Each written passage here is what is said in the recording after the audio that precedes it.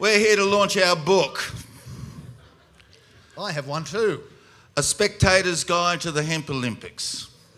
We're going to launch this book and then we're going to get into the joint roll heats for this year's 2019 Super MardiGrass. This is funny book. I know because we wrote it.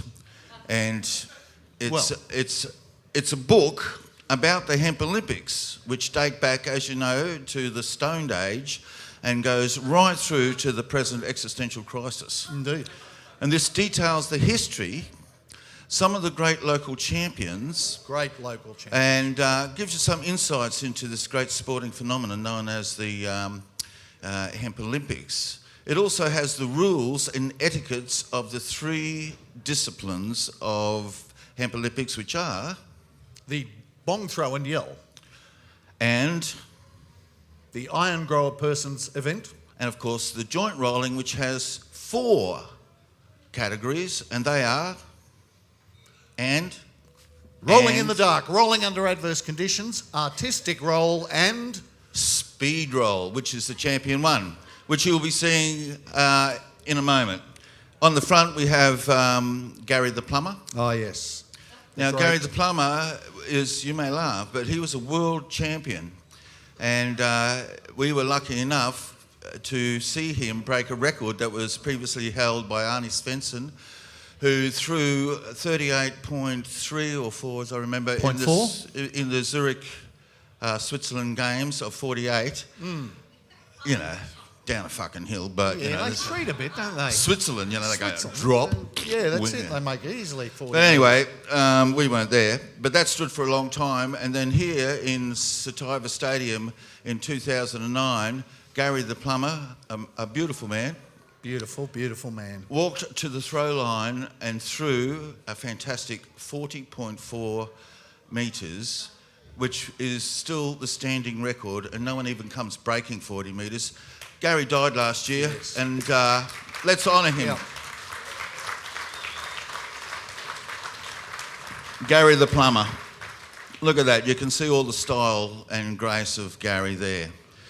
It's interesting. I was just going to say that this photo represents a lot to do with the Hemp Olympix.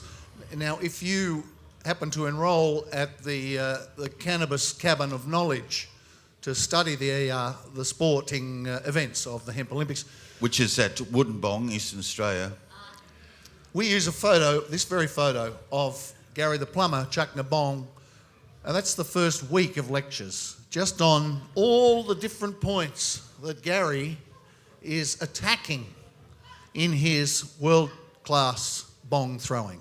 For the young kiddies who come there from all over the world to study, Gary used to guest lecture there, but now instead he can't, of course. And but they go there usually for 2 or 3 years and to learn the 3 disciplines in the Cabin of Knowledge.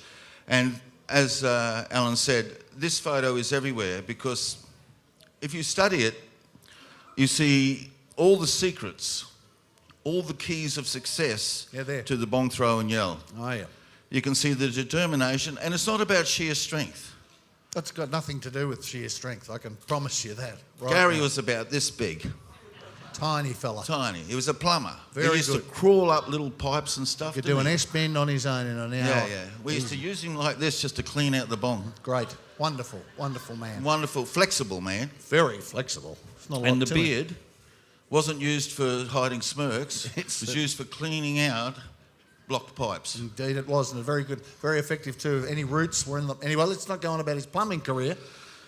But here you can see he's using the classic overarm technique, made more favourable in the last part of the 20th century, but used almost exclusively by Australians, though we did see an underarm technique. We saw a couple of underarms today, and it's quite rare these days in the modern Hemp Olympix to see that, but it can still be a winning throw, isn't it? Amazing thing.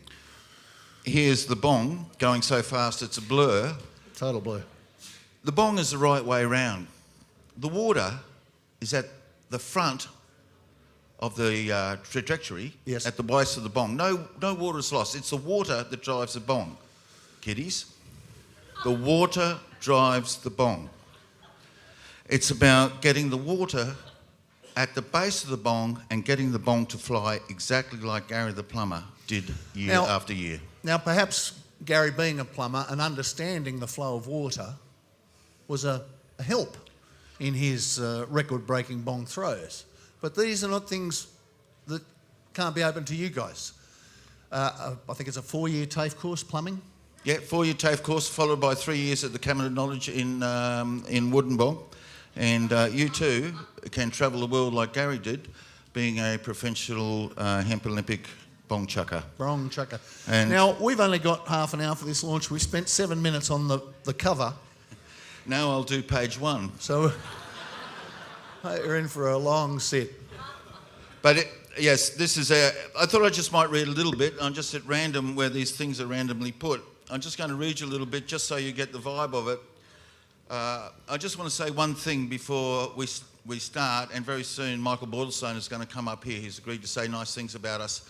Oh, and I just want to, even though it's factual, it's sort of Donald Trump factual. And if we were to write a real factual one, it would include Kat Anderson, who is not in this book, and probably second edition she will be, just to pay tribute to how much she has contributed to the Hemp Olympix in the modern era in Australia. And but in this book here are factual athletes, some, and many factual athletes from the past, ranging from the Neolithic period. And if I can indulge you for a minute, we have a section called History, and this will give you a tone of the scholarship in this book. It starts off called History. See, it doesn't fuck around, mate. It's history. That's good. Straight to it. Let you know where you are right at the start. It's difficult to determine exactly when the Hemp Olympix began. We know, of course, the modern Hemp Olympix began in 1896 in Athens, attended by 84 athletes, 600 spectators, and 2,115 police.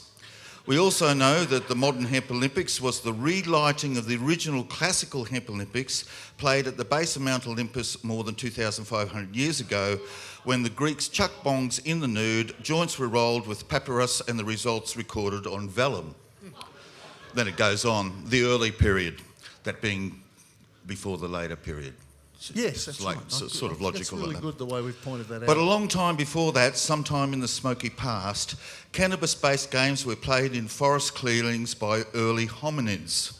Cannabis has always been an important plant, with some anthropologists suggesting it was the key element in the evolution of humanity from tree-dwelling primate to upstanding human, from the Stone Age to the Space Age.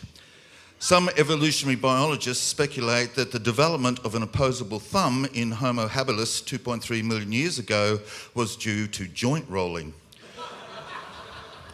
There is no fossil evidence of this, though, as all joints were smoked. Evolutionary theorist Professor Niger Umber theorises that it was in order to harvest the top heads of cannabis sativa that caused the early human to stand upright to get high, as Umber put it. Recent discoveries in Hungary show that another human species, the Neanderthals, who lived in Europe from 200,000 years ago, played a game very similar to the Bong Throwing yell. A painting on a cave wall near Mogorod, northeast of Budapest, Hungary, dated at around 40,000 years, shows a Neanderthal woman with what looks like a bong in her hand, her arm arched back, seemingly ready to throw. Around her are men and women with arms raised as if cheering her on. Above them hangs a cloud of cannabis smoke, but that may just be an accidental smudge by the artist. And we've actually got a photo. If you own the book, you can see the photo. The actual photo of the cave wall there. There's the woman with the bong. Can you just verify that these cave people are chucking bongs?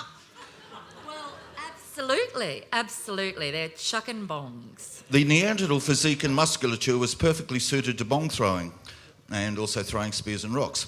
Some anthropologists believe it was a bong throwing measuring that caused the Neanderthal to create numbers and language. In Neanderthal, there are 38 different words for bong.